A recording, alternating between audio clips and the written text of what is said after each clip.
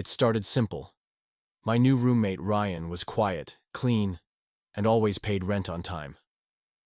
That's all I really wanted. We found a decent 2-bedroom in a suburb just outside Pittsburgh. Cheap and a little old, but it had character. The only weird thing was that Ryan never let me in his room. Not once. I didn't think much of it at first. I figured he was just private. Some people are like that. He kept the door locked even when he was inside, which I thought was overkill. But hey, his room, his rules. Things got strange about a month in. I started noticing he only left the apartment late at night. Around 11 p.m. he'd grab his keys and slip out.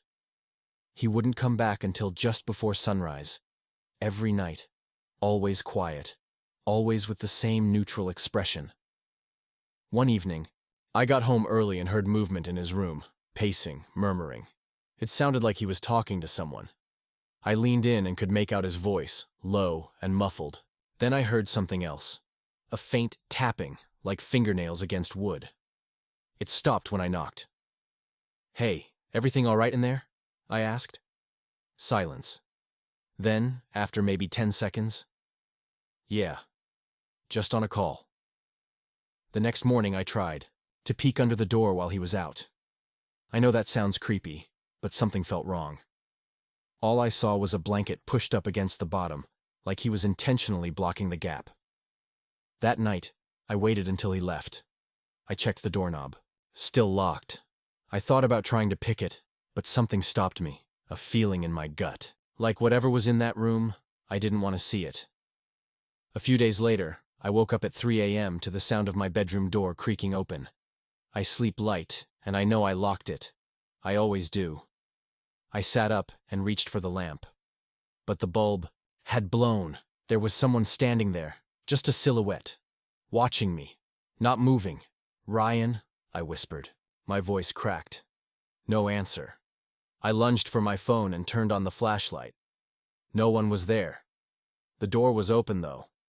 I confronted Ryan the next morning. He acted like I was crazy, said maybe I had a nightmare. I pushed harder, asked what. He kept in his room, why he only went out at night.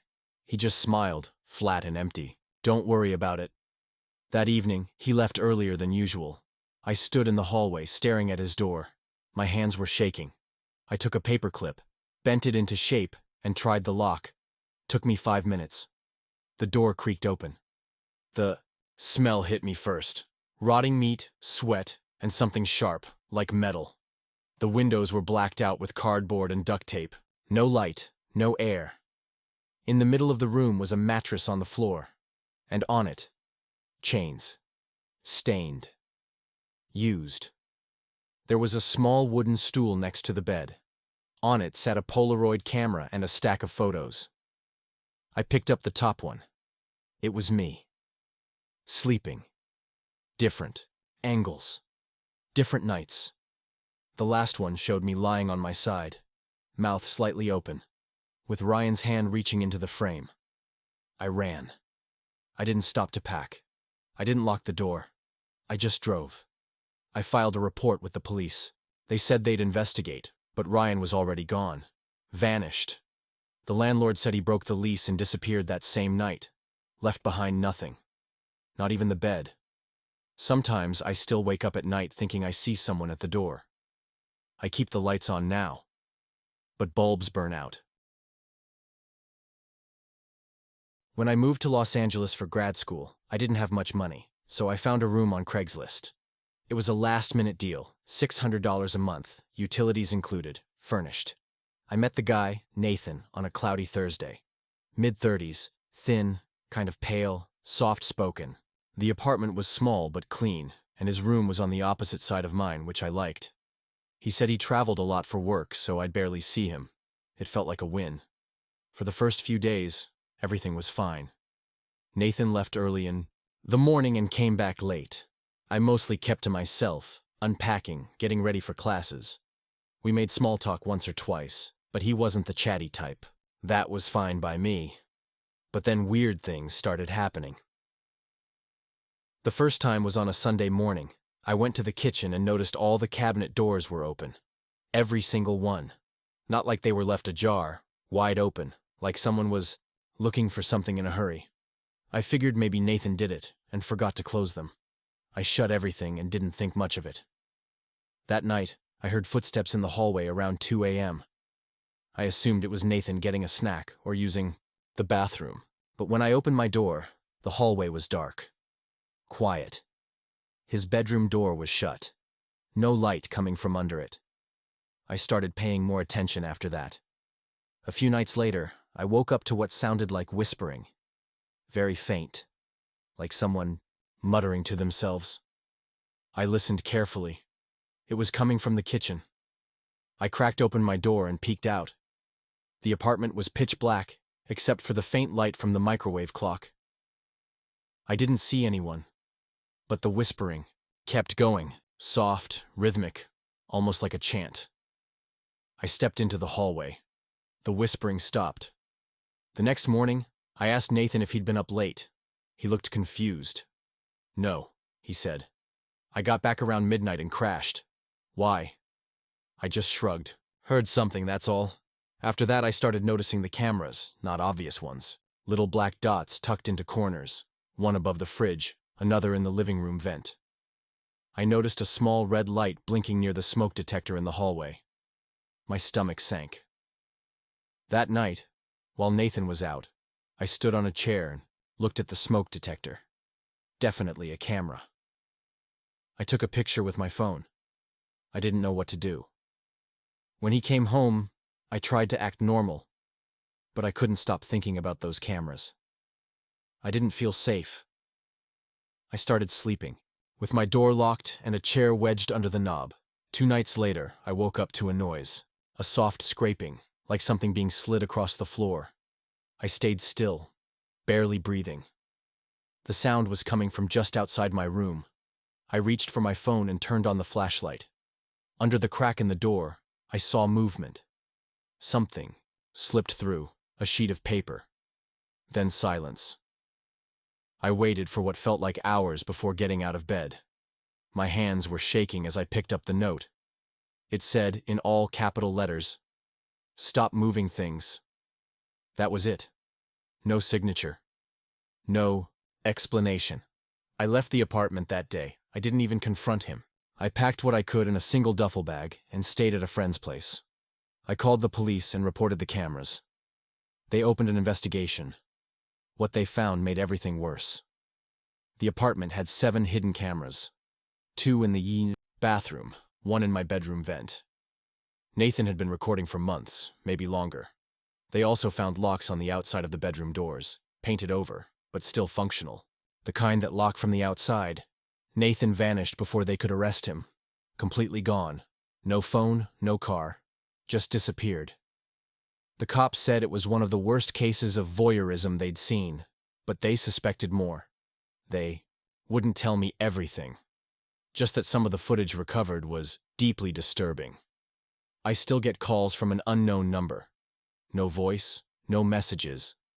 Just silence. Sometimes they happen at exactly 2:13 a.m., the same time I heard that whispering in the kitchen.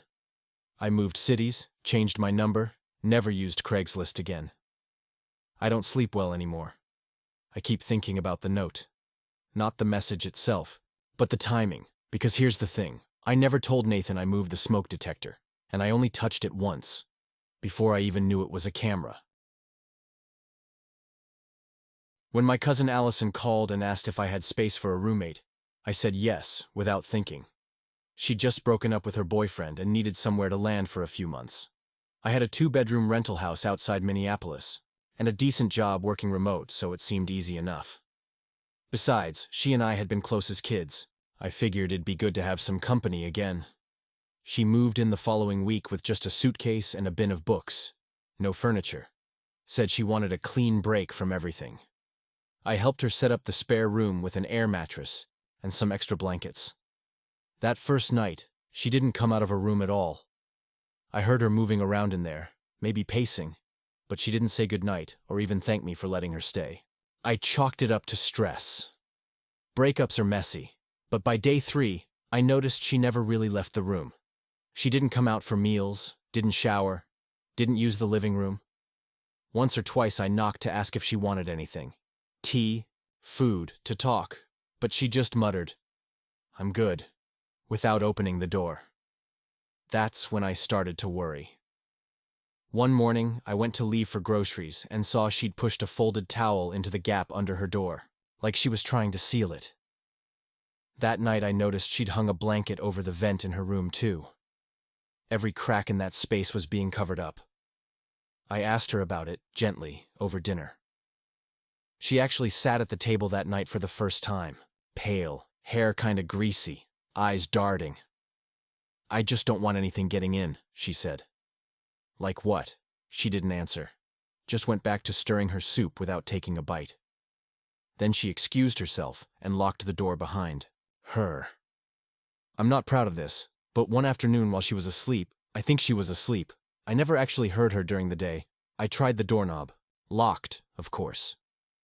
But I leaned close and listened. No sounds, no breathing. Just silence.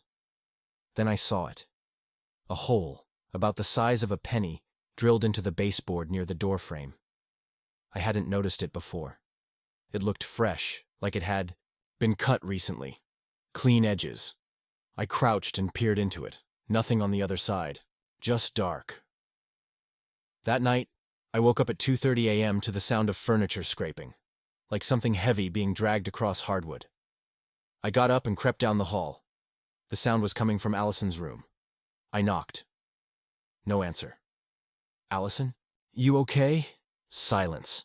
Then I heard a whisper right up against the door. "Don't open it, please." The next morning I found fresh tape over the peephole she'd made in the doorframe. Something in me snapped a little. I knocked louder this time. "Allison, seriously. I need to know what's going on. You're scaring me." There was a long pause. Then, "I brought something with me." Her voice was barely audible. "It's here." "What do you mean?" She didn't respond. But later that night, I woke to the sound of her crying. Not soft, sad tears. Loud, broken sobbing. Like she was being ripped apart. I stood outside her door for almost an hour, listening. I didn't know what to do. A few days later, I came home from a coffee run and noticed the front door was slightly open. Just a crack. Inside, the house was dead silent. I called out for Allison. Nothing. Her door was ajar for the first time. Since she'd moved in, I should have left it alone. I should have called someone, but I pushed it open.